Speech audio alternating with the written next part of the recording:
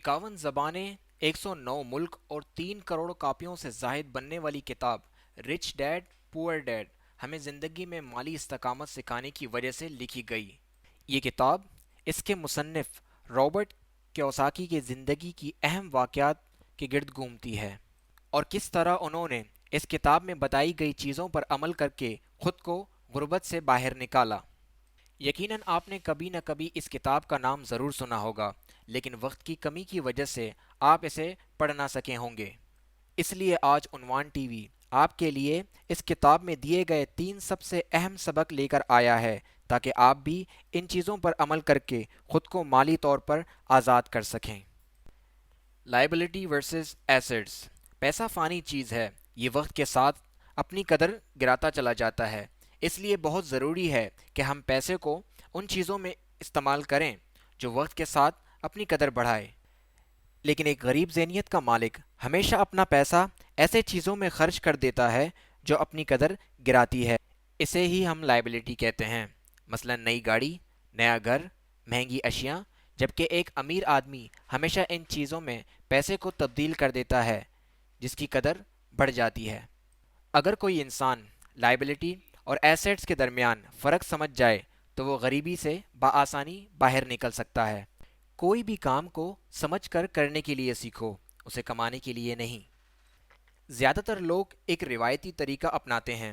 पहले वो स्कूल जाते हैं, फिर कॉलेज और आखिर में यूनिवर्सिटी की तालीम हासिल करके जॉब की तलाश में लग जाते हैं। उनका इतनी तालीम हासिल करने का सिर्फ एक ही मकसद होता है, जो है सिर्फ पैसा कमाना। और इसका एक बड़ा नुकसान ये होता है कि इंसान कभी भी उस काम में कभी महारत नहीं रख सकता। और अगर दुनिया के चंद नामवर शख्सियात की ज़िंदगी और कामयाबी पर नज़र डाली जाए तो इस बात का अंदाज़ा बआसानी लगाया जा सकता है कि जुनून और जज्बे से किए जाने वाले काम में मज़ा भी है और कामयाबी भी, बजाय वो काम के जो सिर्फ पैसा कमाने के लिए की जाए। क्या आप जानते हैं कि मशहूर होटल ओयो चेन का मालिक एक गरीब और कम उम्र जवान था। वो कम उम्र जवान एक किराए के मकान में रहता था और उस मकान का किराया देना उसके हैसियत से बालातर था।